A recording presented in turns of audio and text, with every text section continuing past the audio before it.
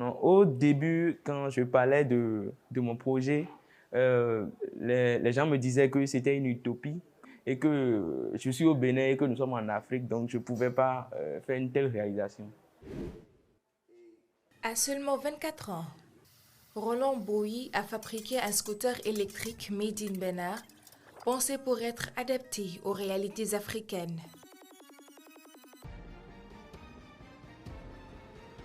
L'idée de réaliser un véhicule électrique m'est venue déjà que j'étais en première année. J'avais eu besoin d'un moyen de déplacement qui ne me coûtera pas cher pour les entretiens que pour le déplacement. Quand je sors pour faire les tests dans la rue, les gens m'arrêtent souvent et me demandent d'où je l'ai payé.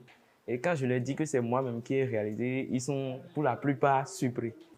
Ce scooter électrique est une solution écologique qui réduit les émissions polluantes et favorise une mobilité durable adaptée au continent. Il pollue moins et consomme moins d'énergie. Étant donné qu'il est 100% électrique, je me suis vraiment basé sur l'aspect écologique.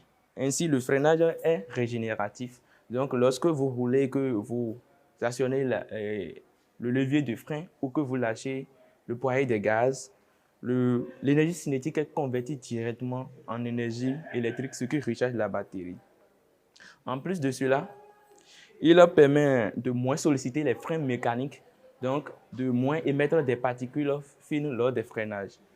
Entre les accès limités aux matériaux et le manque d'infrastructures de fabrication, la conception du scooter n'a pas été un exercice facile pour Roland.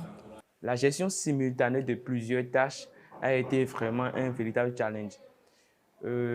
L'acquisition de certaines pièces dont j'ai besoin pour la réalisation, qui ne sont pas disponibles ici au Bénin, a été vraiment difficile, mais j'ai pu m'en sortir et trouver des alternatives.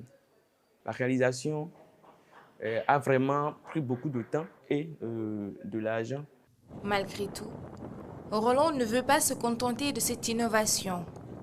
Il a en tête d'autres projets qui vont contribuer à une révolution technologique, écologique et durable en Afrique.